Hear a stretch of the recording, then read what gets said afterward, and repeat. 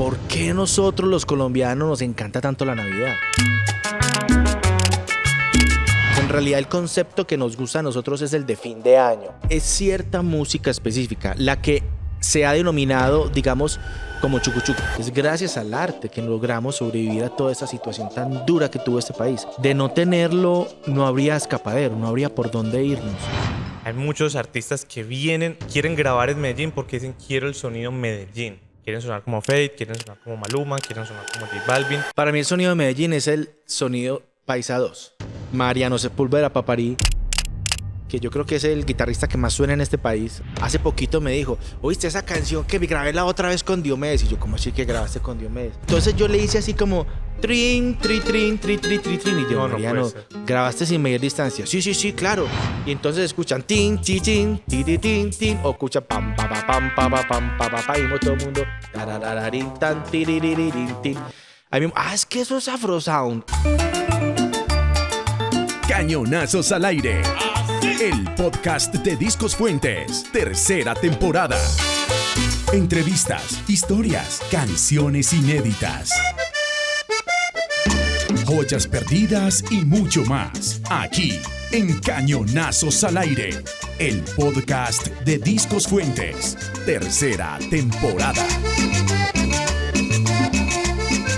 Hola amigos, esto es Cañonazos al aire, el podcast de Discos Fuentes, y llegó septiembre y como ya se sabe el dicho, desde septiembre se siente que viene diciembre, y es por eso que hoy tengo aquí en Cañonazos al aire a un invitado, como siempre, muy especial para hablar sobre este tema, porque desde ya los colombianos comenzamos a prepararnos para la llegada de diciembre, y aquí tengo a mi lado a mi gran amigo, al gran artista de Discos Fuentes, Carlos Caballero, guitarrista de Afro Sound, estuvo también en banda La Bocana, hoy es decano de la Facultad de Artes y Humanidades del ITM, y bueno, yo le digo que tiene más puestos que un bus y es mejor que él se presente, que nos cuente su trayectoria y en qué anda metido. Bueno, sí, gracias José por esta maravillosa invitación. Estoy muy contento de estar aquí. Sí, efectivamente, bueno, soy profesor, soy decano de la Facultad de Artes y Humanidades de la institución universitaria ITM, profesor investigador, músico, profesión. Ese es mi músico. Me gradué hace mucho tiempo de la Universidad de Antioquia como guitarrista, imagínate. Y por allá en el año 96 yo tenía el pelo largo, así pues como una Barbie, en el pelo largo. Busquen las portadas de La Bocana, que ahí se ve. Sí. Y la de una agrupación muy especial también que me gusta mucho y llevo en el corazón. Yo fui al 96 a Discos Fuentes, entré allá y eso cambió mi vida. Porque claro, yo estaba estudiando música clásica y llego a Fuentes y eso era como entrar a la NASA. O sea, como que, madre mía, ¿qué es esto tan maravilloso? Y me invitaron a ser parte de un proyecto llamado el Tropicombo.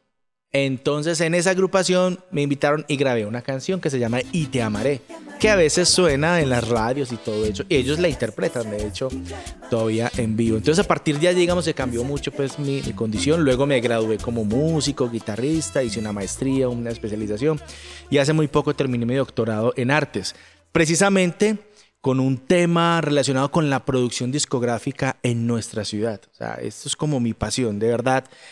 Esa llegada a Discos Fuentes en el 96 fue para mí completamente, digamos que trascendental. Cambió mi curso de lo que yo hacía. Y precisamente por eso te invité hoy, porque la pregunta que nos convoca es un poquito de investigaciones. Es algo sociológico, filosófico, y tiene que ver con por qué a los colombianos nos encanta adelantar la Navidad. Eso es algo que para los otros países latinoamericanos y el resto del mundo es muy curioso, que nosotros ya desde septiembre estemos calentando los motores para bailar, para la rumba, para, mejor dicho, cerrar el trabajo lo más rápido posible, irse para la casa y hacer las novenas, preparar el buñuelo, la natilla. Y cada vez más uno siente que la víspera de la Navidad se adelanta varios meses. Y te quería preguntar, ¿por qué? ¿Por qué es eso? Sí, fíjate que hablando de investigación, nosotros en la institución en la que yo trabajo como profesor y decano, tenemos un proyecto de investigación en conjunto con Discos Fuentes. El proyecto se llama Discos Fuentes en la memoria sonora de Colombia. Imagínate. Entonces nosotros hemos indagado, entrevistado personajes, hemos escrito artículos, estamos en la investigación y haciendo unos libros. Y claro, a nosotros siempre nos recurre esa pregunta que tú has hecho. Es decir, ¿por qué nosotros los colombianos nos encanta tanto la Navidad? Y yo partiría de una base interesante. En realidad lo que no es que nos encante la Navidad, nos encanta diciembre. Porque el 1 de diciembre no es Navidad, es 1 de diciembre. Y nos encantan la bulla, los cohetes. Y desde que estamos en 1 de diciembre ya gozamos. En realidad el concepto que nos gusta a nosotros es el de fin de año. El de las fiestas de fin de año, de las fiestas decembrinas. Por eso, más que la Navidad, lo que nosotros adelantamos es diciembre. Las festividades decembrinas. Que en todo caso están enmarcadas dentro de una fiesta religiosa de la Natividad. Que está muy bien. Nosotros somos un país muy cristiano, muy católico y de muchas otras, digamos, cristianidades. Y eso nos ha identificado a través del tiempo, como los países, la mayoría de nuestros países latinoamericanos. No son exclusivos. Nosotros los colombianos sí somos los más rumberos. No, a ver, usted se va para otros países latinoamericanos y también tienen un fervor por esa Navidad, por esos villancicos, bueno, por una cantidad de cosas. Pero sí, digamos que nosotros estamos siempre tratando de anticiparlo porque, seamos sinceros, para todos es la época más bonita del año, es la época más linda en la que la gente trata de llamar al papá con el que no se habla o con el hermano. Es eso, de la reconciliación. Exacto. Pero bueno, dentro de todas estas festividades, dentro del marco de la celebración de la Navidad de diciembre, sin duda está la música. Y allí Discos Fuentes está presente y tiene un papel muy importante en lo que significan las fiestas.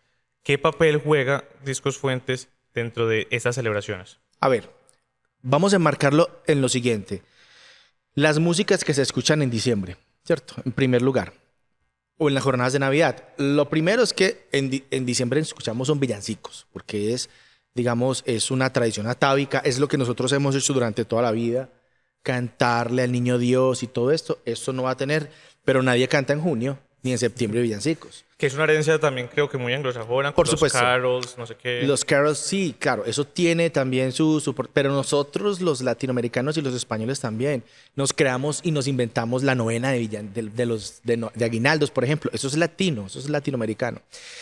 Entonces, pero claro, nadie hace eso en septiembre, pues ni en junio, ni nada que ver, no. En cambio, nosotros en septiembre sí empezamos a escuchar un poquito de esa música tropical y de esa música parrandera, que son, digamos, los dos géneros estrellas de la música de diciembre.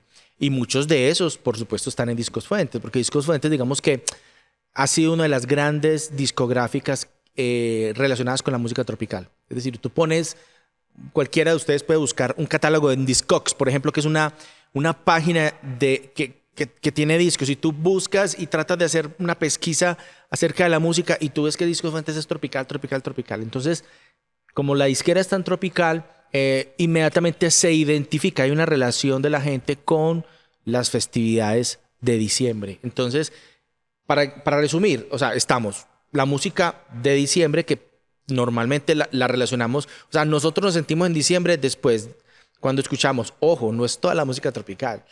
Eso iba a decir, no es todo. Epa. Porque no es necesariamente el Joe, que es como salsa y es tropical, pero no se identifica directamente con diciembre.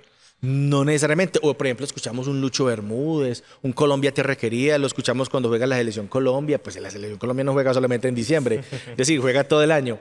¿A qué voy yo? A que es cierta música específica la que se ha denominado, digamos, como chucuchuco, que se consolidó en la década de los 60 y 70.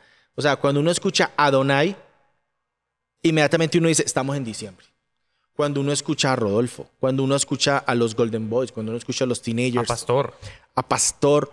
Es decir, inmediatamente ahí sí te transportas a la Navidad. Y por supuesto, todo lo parrandero. Todo lo parrandero inmediatamente. Uy, ahora sí estamos, pero en super diciembre. Carlos, hay un dicho que es que la Navidad, diciembre, no llega hasta que Discos Fuentes sacara los 14 cañonazos. ¿De dónde nace este dicho popular? Bueno, este dicho popular de los 14 cañonazos, bueno, es bien interesante. Yo creo que el que pega una vez, pega dos veces, ¿cierto? Sí. En este caso, Discos Fuentes sale en 1961 con esta propuesta de los 14 cañonazos. Pega dos, pega tres y pega hasta 60 y cuántas veces. Vamos, este año el 63. ¿Cómo le parece? Es decir, definitivamente fue un rotundo éxito discográfico Colombia, Medellín era potencia discográfica en la década de los 60 y los 70. Aquí en la ciudad, en la década de los 70 había más de 14 discográficas. Entendiendo discográficas que hacen discos, no necesariamente que tienen un estudio de grabación y meten 2 o 3 pelados a grabar, como sucedía ahora, ¿cierto? No, no, no. Es que tenían empresas que prensaban, o sea, y tenían y grababan y producían artistas. Era una locura. Entonces, Discos Fuentes fue pionero en ese entonces. Y ellos estuvieron solos durante aproximadamente unos 9 años, hasta que las otras compañías empezaron también a decir, bueno, vamos a sacar un compilado de fin de año.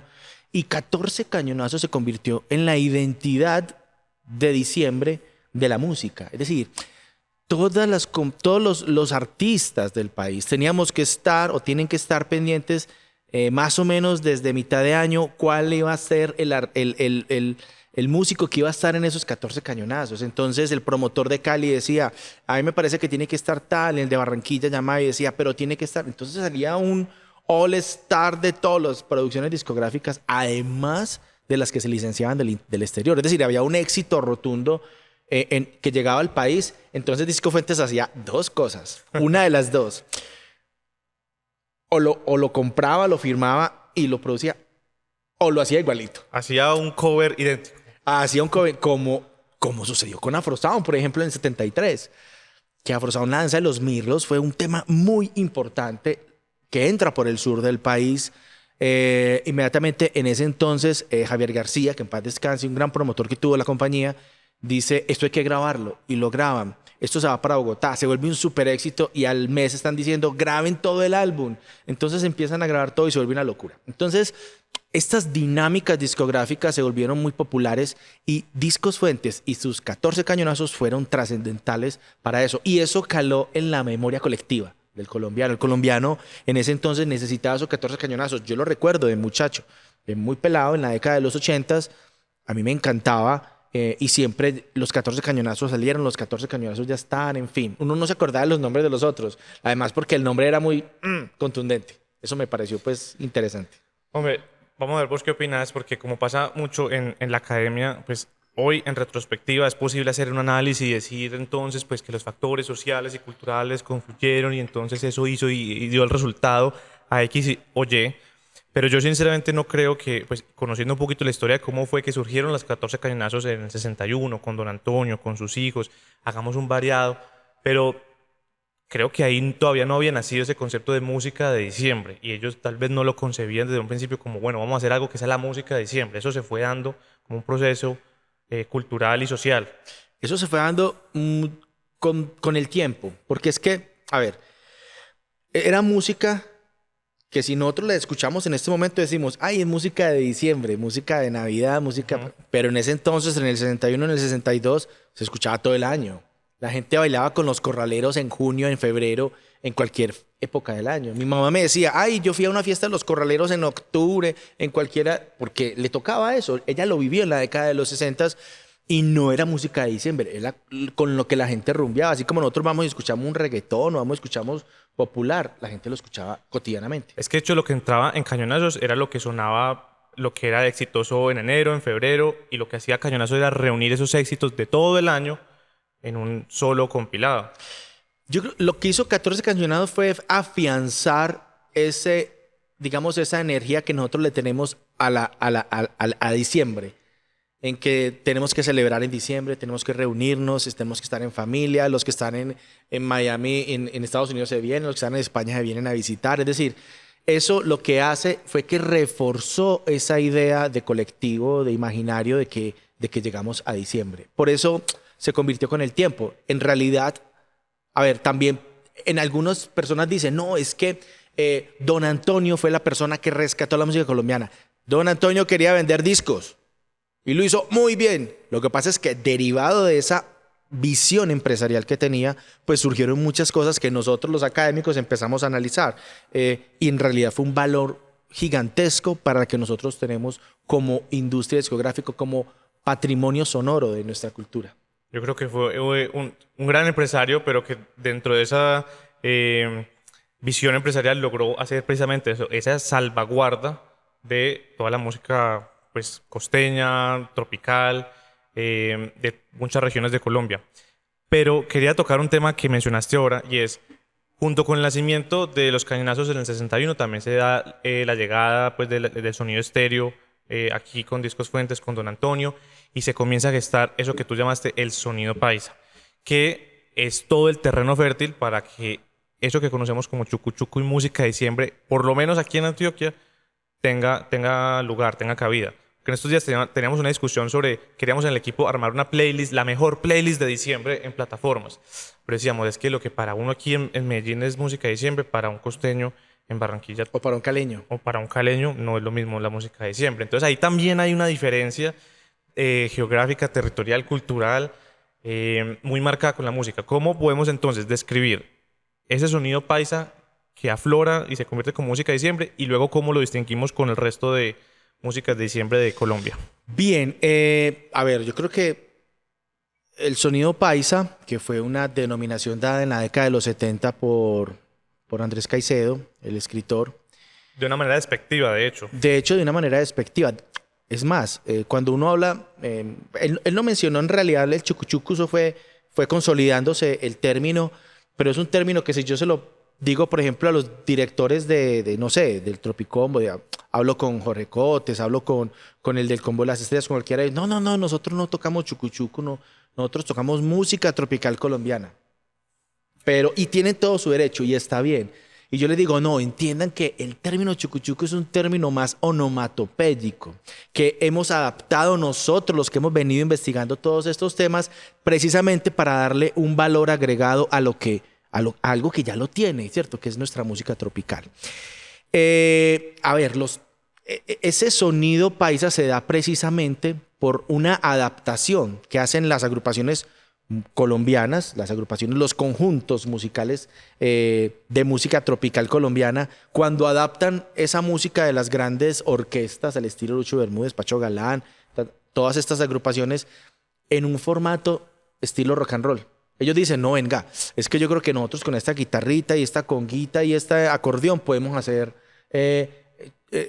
musiquita tropical. Y efectivamente empiezan, el primero de ellos fue los Teenagers, después llegan los Golden Boys, después llegan, bueno, no sé, los Falcons, empieza toda una revolución sonora increíble y a ese clic es que se le dice se le dice chucuchucu o sonido paisa, que viene terminando más o menos de las últimas agrupaciones, podríamos llamarse, son los que vienen de Venezuela, entre ellas Pastor López y el Combo de las Estrellas. Digamos que son los grupos que conmemoran que se generan en todas las discográficas de la ciudad. O sea, Discos Fuentes tuvo una gran participación, pero la gran mayoría de todas ellas. Digamos que además el punto más increíble de todos es en 1970, cuando publican De Triunfo en Triunfo, de los hispanos.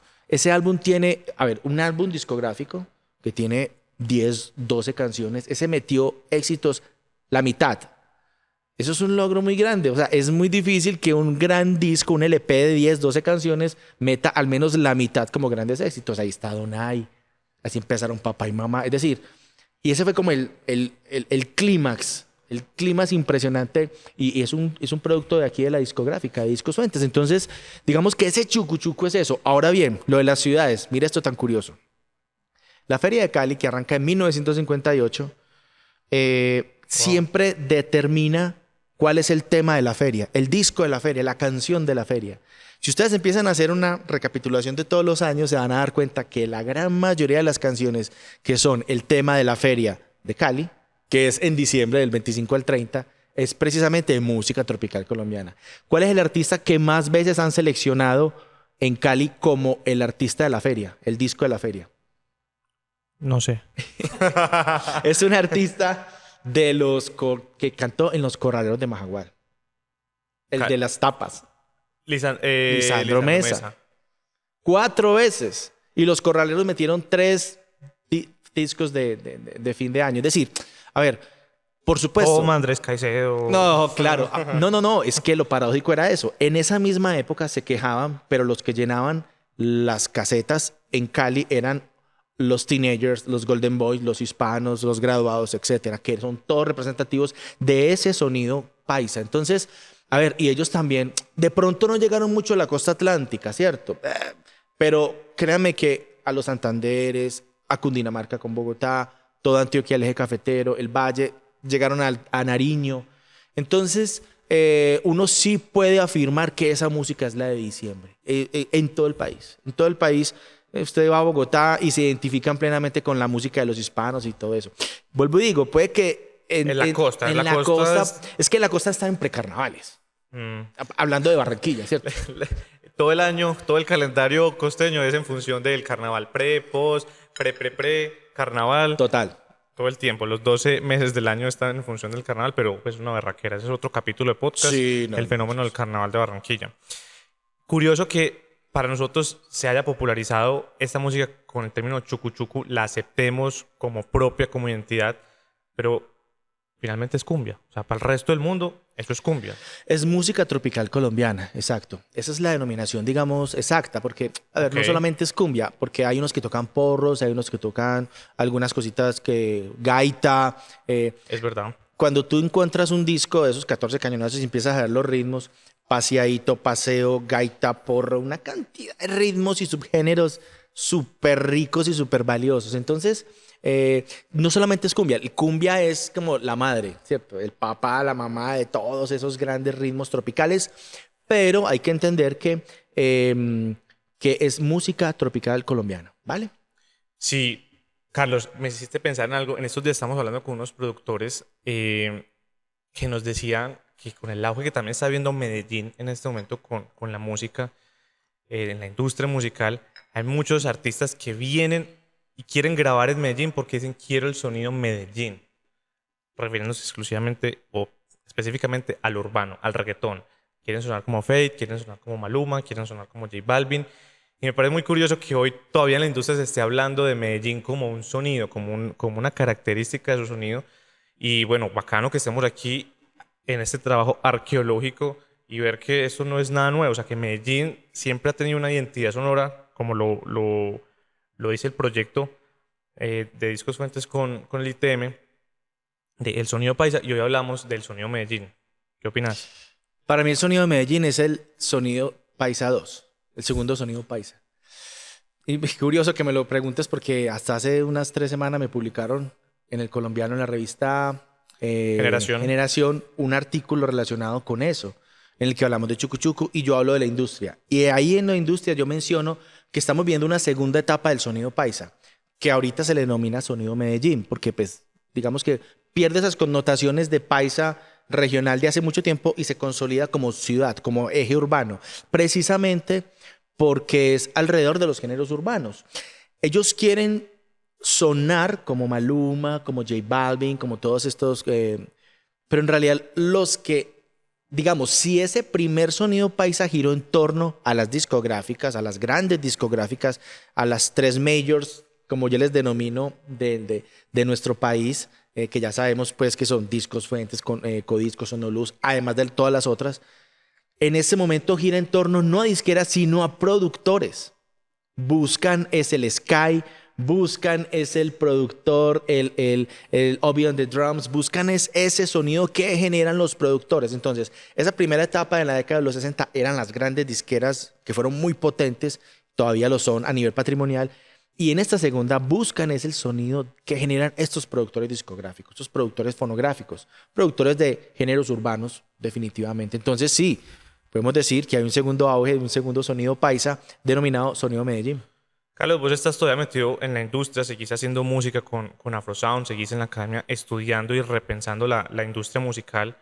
Pero yo he visto mucho algunos jóvenes, algunos artistas jóvenes que dicen que ellos son los que están haciendo industria, que están aquí, que llegaron para hacer de esto de verdad una industria.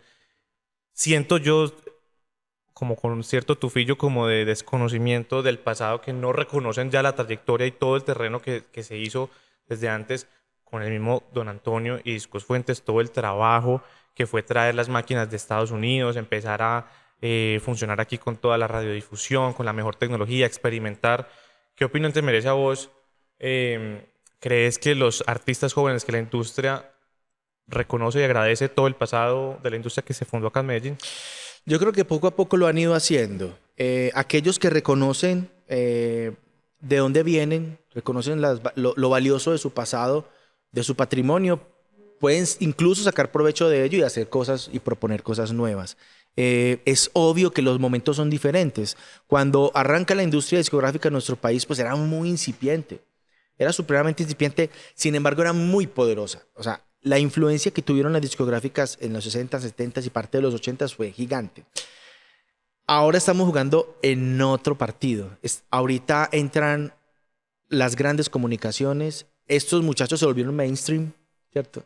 Nosotros en nuestra historia discográfica y todo de la ciudad está más del campo de las músicas del mundo. Estos chicos de ahora son mainstream, están tocando en los escenarios más grandes que puede existir.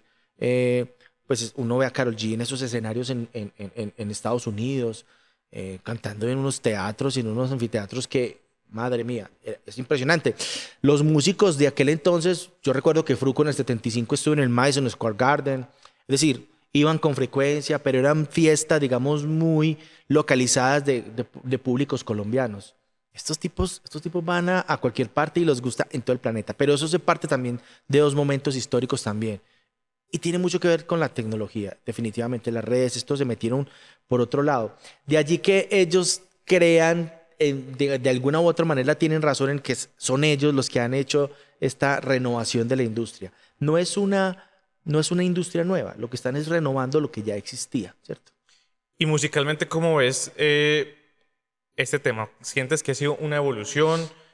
Porque, digamos, gran parte de nuestro público, de la gente que ama nuestra música, conserva cierto sentido de nostálgico de, bueno, la única música buena era la de antes. Vos, que tenés como un lado en, digamos, esta música tradicional, pero también estás vigente hoy, ¿reconoces algo bueno en lo que se está haciendo? ¿Te gusta en los géneros musicales urbanos lo que se está haciendo hoy en la industria? Sí, no, por supuesto, me gusta. Pero yo quiero que entendamos algo.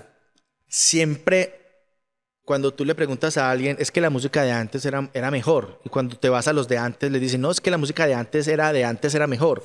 Y ahí se van para atrás y uno no termina nunca. Hasta los cantos gregorianos. O sea, y eso era lo más puro, lo más digno. No. Es decir, todo va evolucionando, ¿cierto?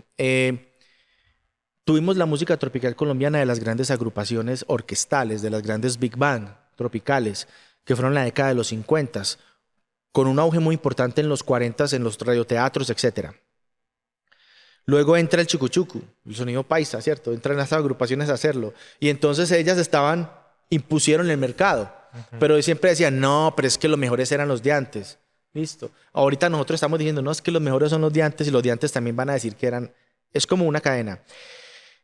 Decir que música es mejor no es como lo más indicado. Yo lo que diría es, nosotros en Antioquia, en Medellín, hemos sabido reinterpretar muchos ritmos. Cuando llegan los primeros ritmos de música tropical, lo que hicimos los países fue adaptarnos a ellos y crear el chucuchuco, una forma de adaptación de esos géneros de salón, de baile, un poquito más light, y se adaptaron. Nosotros hicimos exactamente con los géneros urbanos, con el reggaetón. Cuando entra en el 2003, que se hace el primer concierto en el Atanasio Girardot, hasta el 2008 que se hace la primera gran hit de reggaetón en Colombia llamado Obra de Arte, en el que el mismo J Balvin actuó. Todo ese proceso lo que hace es tomar el reggaetón que viene de Puerto Rico y empezar a darle una pequeña paisaciación, una cosa así, una cosa bien rara. O sea, lo volvimos un poquito más light, lo volvimos más romántico, ya no era tanto el perreo, aunque sí todavía hay. Más popetudo. Exacto, le pusimos unos acordes por allá interesantes y sí, blanqueamos el reggaetón. Así como blanqueamos lo volvimos a blanquear. Pero lo adaptamos a lo que nos gusta a nosotros, a ese sonido que nos gustó y de ahí empezó a regarse otra vez por todo para el resto de ciudades. En fin, lo que nosotros hemos hecho es siempre una readaptación de esos sonidos. En eso somos expertos, la verdad, porque nosotros tomamos los sonidos de afuera, hace tiempo los sonidos de la costa atlántica y los convertimos en otra cosa, y ahorita sonidos foráneos, puertorriqueños, y volvimos y convertimos en otra cosa. Porque nosotros no hacemos reggaetón puertorriqueño, nosotros hacemos el nuestro. Y me atrevo a decir que lo mismo está pasando con la música popular mexicana. Estamos haciendo nuestra propia música regional mexicana. O sea, tenemos aquí cantantes de regional mexicano, paisas, con sombrero, mexicano. Y creo que también estamos haciendo esa adaptación, me atrevo a decir. De hecho, esa empezó hace mucho tiempo. Vea, en la década de los 30 más o menos, la gente aquí, pues nadie tenía para comprarse un gramófono y escuchar en sus casas. Eso era muy costoso. Entonces la gente empezó a reunirse en espacios en la década de los 30 y los 40 a escuchar radio. Y la radio que llegaba eran onda corta, que venía de Cuba y de México. Entonces la gente escuchaba lo que venía de Cuba, guarachas, sones y todo eso, y lo que venía de México. Boleros. Boleros y rancheras a la lata. Entonces lo que empezaron aquí a hacer los artistas era escuchar esa música, escribirla y volverla a interpretar. Entonces nosotros nos volvimos unos reinterpretadores de esa música, así como ellos se volvieron reinterpretadores de nuestra cumbia. Si a mí me preguntan en este momento cuál es el género más latinoamericano que existe, es la cumbia. Desde Estados Unidos hasta Argentina lo interpretan. El bolero, sí, pues el bolero es el bolero. Hay uno mexicano. El bossa nova solo era bossa nova todo. La salsa, sí, hay de muchas partes. Pero lo interesante es que la cumbia llega a cada país y se adapta a cada país. Entonces, digamos que en ese caso de la ranchera, como me lo mencionaste, aquí hace mucho tiempo tocamos rancheras, pero mucho tiempo, pero muchísimo. Ahorita es que se está volviendo mainstream. Es decir, se está volviendo como que, porque hubo una combinación extraña ahí entre los que cantan, entre la estética del urbano y lo regional mexicano. Eso hizo un clic interesante y se volvió un hit. Así de sencillo. Pero ojo, es un ritmo, es un género muy local, diferente al reggaetón que se hace aquí, que se escucha en todo el planeta Tierra. Es increíble, es increíble. Por ahí una estadística que nos estaba contando en un podcast pasado, Camilo. Les recomiendo que vayan y vean ese podcast, Lo que nadie te cuenta sobre la industria musical, que de los 120,000 lanzamientos que se hacen diarios en el mundo, eso es 2 veces el catálogo de Discos Fuentes diario, por lo menos 20,000 son lanzamientos de Colombia. O sea, nosotros aquí en Colombia producimos mucha música y bastante en Medellín. Me voy a volver un poquito, Carlos, que bueno, me encanta porque nos vamos yendo así como por las ramas, como toda buena conversación. Tenía aquí un punto, porque Colombia también es un misterio, pues desde todas las culturas que mezcla, los conflictos que ha tenido. Y esta música tropical colombiana tuvo su auge 80s, 90s, pero también fue una época bastante complicada para Colombia en el ámbito político, social, de seguridad, de violencia. Pues todos saben la historia que cargamos con Pablo Escobar, con las guerrillas de las FARC, la guerra interna que había. Fueron momentos muy duros, pero aún así para la música fueron momentos muy buenos también. ¿Cómo podemos entender, cómo le podemos explicar al mundo este amalgama, este aparente oxímoron de fiesta, rumba, felicidad desbordada, pero también un conflicto interno que afectó a todo el mundo? Es que sin la música, este país se habría acabado. Sin el arte, sin las tradiciones, es lo que nos hace humanos. Lo otro es lo que nos hace antihumanos, el querer acabarnos, el querer destruirnos. Pero la música era lo que nos devolvía a nosotros como seres humanos, a pensar como a sentir, ¿cierto?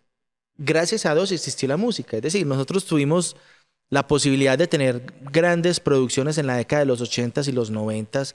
Recordemos, estamos cumpliendo los 30 años de aquel gran super éxito de clásicos de la provincia de Carlitos Vives. En la década de los 80 estuvimos invadidos de salsa romántica y puro y merengue, pero al mismo tiempo fue un auge del vallenato así romántico, espectacular nuestro. Se consolidó así brutal toda la música tropical nuestra. Es decir, es gracias a la música que sobrevivimos. Es gracias al arte que logramos sobrevivir a toda esa situación tan dura que tuvo este país.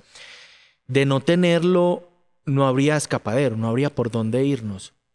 Es la forma de tratar de curarnos a fin de año, de sacar nuestras penas a fin de año, entre tanta amargura, entre tantas complejidades sociales. De hecho, muchas de las letras que vemos, por ejemplo, tengo aquí en mente El ausente de Pastor López, una letra triste. O sea, es una letra preso.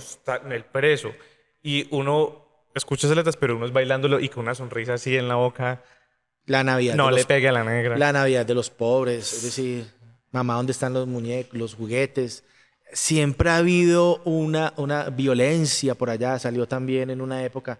Es decir, La Guerra de los Callados del Joey Arroyo. es decir, nosotros siempre lo hemos tenido. En este proceso de investigación que yo hice para mi tesis doctoral, encontraba unas letras, pero muy así fuertes, sobre todo en la década de los 70, muy fuertes para el tema de, hey, no más guerra, paz.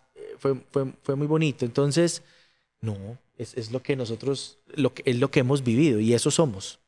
Una vez conversábamos también, quedándonos en estas 2 décadas, 80s y 90s, de la apertura económica de Colombia y de cómo eso también influyó mucho en la industria musical. Me contabas que con la apertura económica entran las majors al país y eso también presenta un escenario bastante complejo y competitivo para las disqueras locales, nacionales, como Codiscos, Discos Fuentes, Discos Victoria. ¿Qué ocurrió ahí en esa época también para el tablero de las productoras fonográficas? Bien, lo que había antes estaba la CBS, que es Sony, y estaba la Philips en Bogotá. Ellos no llegaron a Medellín, ellos llegaron allá. La gran discográfica de todos los tiempos se llamó la RCA Victor, de 1903, que empieza con Victor Tolkien Machine y luego en el 30 se junta con la Radio Corporation of America. Y ellos llegan a través de las compañías, es decir, las compañías nuestras lo que hacían era licenciar esas grandes marcas. Entonces nosotros estábamos acostumbrados aquí a vender la música de los grandes. Uno dice, oíste, ¿cómo llegó, por ejemplo, Thriller de Michael Jackson a Medellín? ¿Cómo llegó? ¿Quién lo trajo? ¿Cierto? Entonces uno va a mirar cuál de las disqueras lo trajo. Cada una de las disqueras hacía ese trabajo.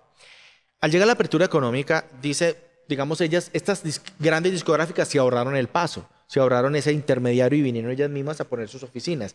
No las pusieron en Medellín. Yo creo que en gran parte también por ese problema que teníamos de seguridad tan grande, y lo hacen en Bogotá, que finalmente pues es nuestra capital. Y se vuelven muy potentes. Y lo que hacen las disqueras es tratar de sobrevivir con su gran catálogo. Y eso finalmente es lo que las sostiene. En este momento tú puedes decir que todavía existe, por ejemplo, Sonoluz, gracias al catálogo. Así ya lo haya comprado otra disquera. Pero lo que subsiste de ellos es el catálogo que se hizo durante toda la historia. Lo mismo Codiscos, lo mismo la historia de Discos Victoria, que es muy curiosa también, muy interesante. Y por supuesto Discos Fuentes, que estamos aquí, que tuvimos, yo lo digo tuvimos porque a mí me duele la disquera, en el 2015 una situación compleja y ahorita estamos haciendo grabaciones, sacando grupos nuevos. Eso me parece muy interesante. Pero tienes razón, o sea, eso fue un impacto grande. Incluso muchos de los productores, directores artísticos se fueron para estas grandes, para BMG, para Sony. Pero es un acto de resistencia política, de sobrevivir ante esa apertura económica y de resistir. Y pues eso que en un principio fue un ejercicio comercial de vender discos, vender, también se convirtió, creo yo, y es mi lectura, como un acto de resistencia patrimonial, de, a ver, nosotros somos cultura, ya van más de 80 años, de sacar éxitos, de ser la banda sonora de los colombianos cada diciembre, cada carnaval de Barranquilla, cada festival vallenato. Y aquí estamos y aquí nos quedamos. Y hoy seguimos, estamos a punto de cumplir 90 años el próximo año. Es una gran celebración para la empresa. Y bueno, digamos que ustedes han visto ya en nuestras redes y todo que hemos llegado nuevas generaciones a sumar y enriquecer con todo lo que amamos esta música. Carlos, también el año pasado, y a mí me gusta alargar esa celebración, celebramos 50 años de Afrosound. Y me gustaría aprovechar este último espacio antes de acabar que habláramos de Afrosound, porque pues, estamos hablando de la música de diciembre, del chucu-chucu, y sin Afrosound yo creo que eso no tendría sentido. Contame qué significó ese proyecto de Afrosound tan curioso, que no es de esos proyectos que tiene caras visibles, que son los bonitos, los famosos, así íconos visuales, sino que son sus sonidos, sus guitarras, lo que marca su identidad. Bueno, en sus 50 años de historia, Afrosound, que es una de las agrupaciones que más suena en diciembre, y de los más de 140 fonogramas que ha grabado Afrosound, solamente hay 2 de diciembre. 2. ¿El pesebre? El pesebre y el tema Sabor navideño. Sabor navideño. Son 2.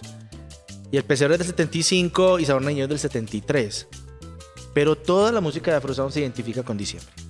Dicho esto es un fenómeno bien interesante, porque más allá de los grandes protagonistas que tuvo Afro Sound, empezando por Mariano Sepúlveda Paparí, que yo creo que es el guitarrista que más suena en este país, o sea, créanme, ese señor grabó con la gran mayoría de los artistas de la década de los 70s y 80s, que eran importantes. Grabó vallenatos, grabó salsas, grabó cumbias. Hace poquito me dijo, ¿oíste esa canción que grabé la otra vez con Diomedes? Y yo, ¿cómo así que grabaste con Diomedes? No puede sí, ser. entonces yo le hice así como, trin, tri, trin, tri, tri, tri, trin. Y yo, No Mariano, puede ser. ¿grabaste sin medir distancia? Sí, claro. Y yo le dije que hiciera eso en el acordeón y me dijo, no, hacerlo en la guitarra vos. Es decir, ese señor tiene un bagaje. Ay, Pero- no, estoy impactado. No, Estoy en shock.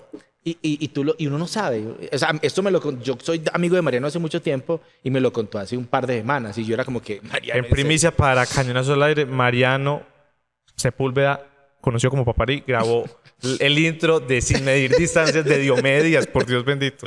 sí, no, una maravilla. Ese señor, bueno, ese señor fue protagonista de ese sonido de las guitarras. ¿Junto a quién? Pues a Fruco. O sea, Julio Indudablemente. Ernesto Estrada, sabemos lo importante que ha sido para la música colombiana en todos sus aspectos, tropical, salsa, en fin.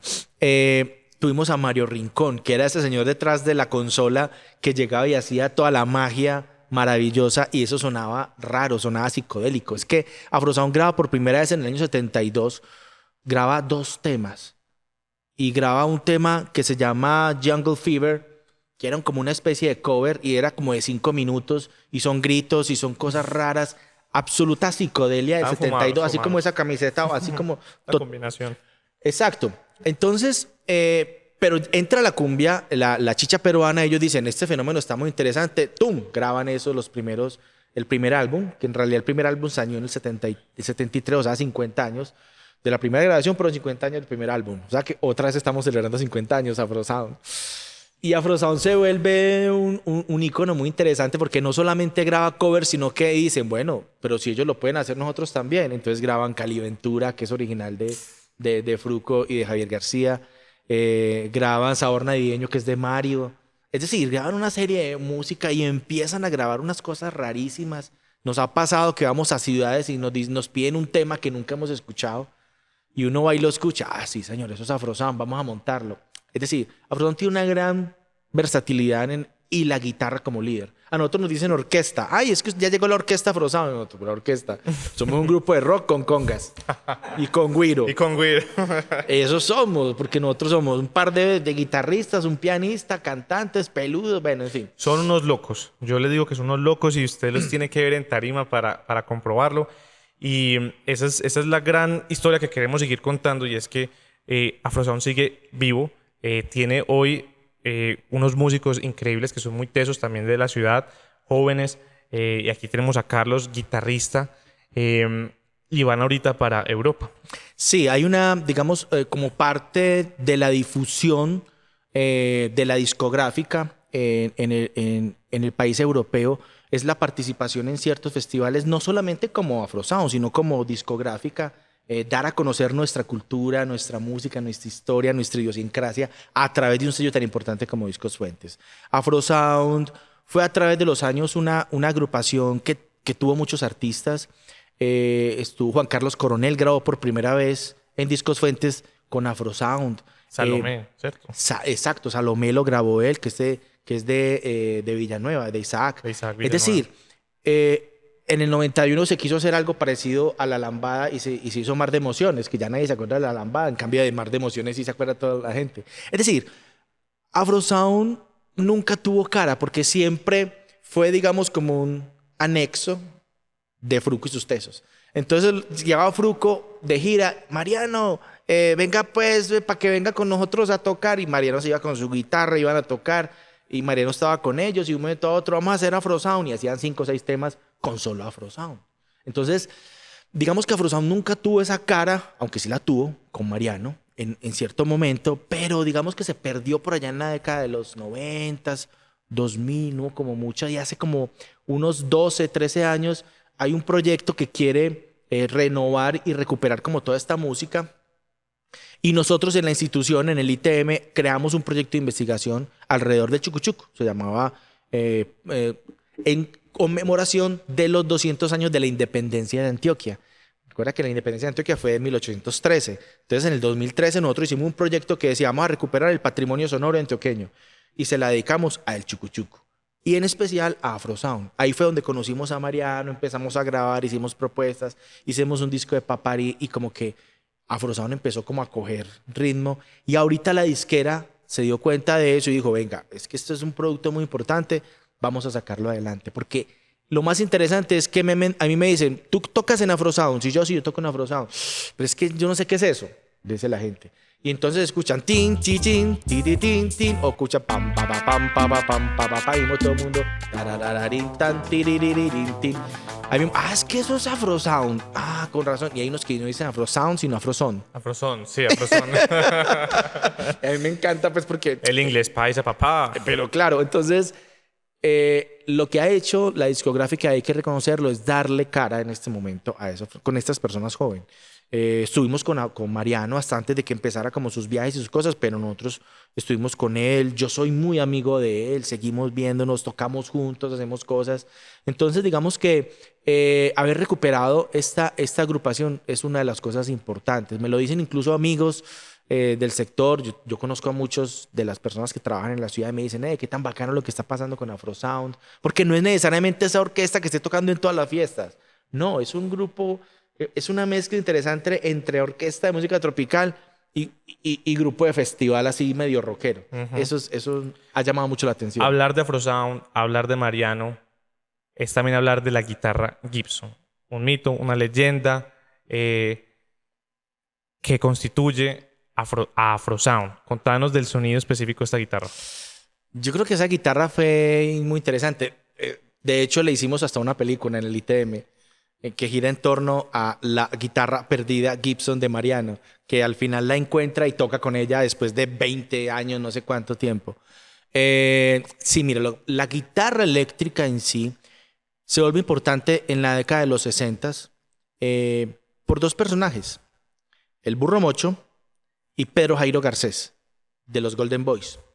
Ellos empiezan a hacer música tropical con guitarra, pero digamos que Pedro Jairo lo lleva mucho más allá y dice, no, es que yo... Porque finalmente el Burro Mocho también canta y hace muchas cosas, pero no. Lo de Pedro Jairo es, vamos a dedicarle 2, 3 LPs exclusivos a la guitarra electrofónica, ¿cómo se llama? Estereofónica de Pedro Jairo Garcés.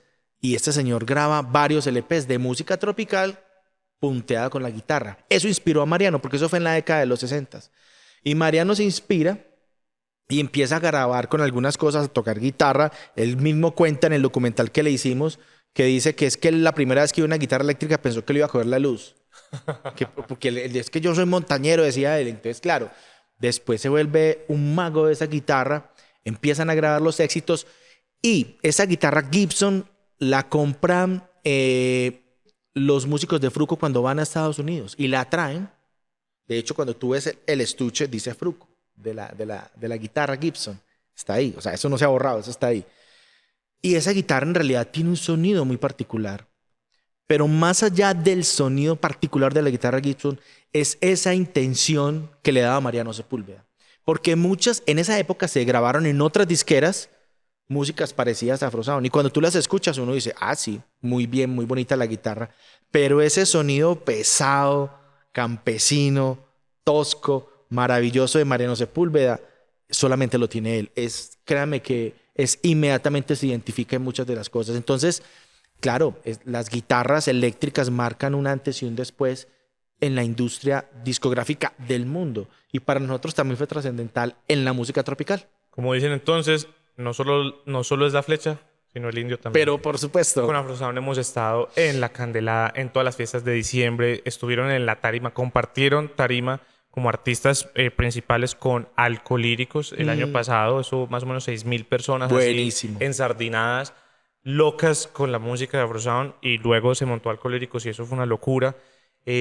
Van ahorita entonces a España a una gira promocional que van a tener allá en España, en Lisboa también creo que, en Portugal creo que van a tener un toque. Yo creo que no, yo creo que... Solo España. Sí, yo creo que Varias solo España, ciudades de España. y 2 o 3 cosas muy específicas porque es un laboratorio creativo en el que vamos a estar y los países del norte, el País Vasco principalmente, porque hace parte, digamos, de un reconocimiento importante y posicionamiento, como yo te digo, de la marca Discos Fuentes.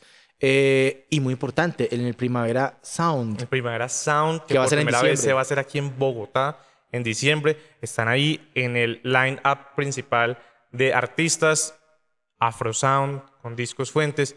Carlos, despidámonos entonces presentando el más reciente lanzamiento, porque esa es otra noticia. Siguen haciendo música inédita, cumbia y nada más. Preséntanos para despedir. Juan Sebastián Ramírez, un gran músico, nuestro pianista y también cantante, compuso este tema y lo grabamos hace un buen tiempo, hace unos 2-3 meses. Le hicimos un maravilloso video y bueno, con ustedes cumbia y nada más de Afro Sound.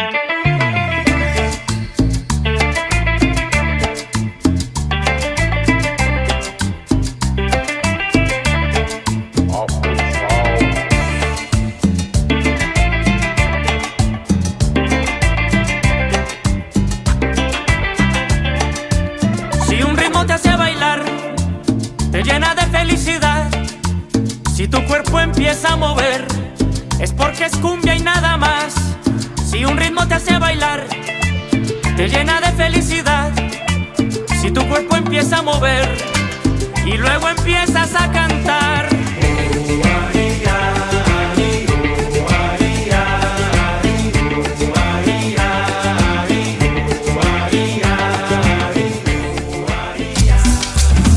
Cañonazos al aire, tercera temporada.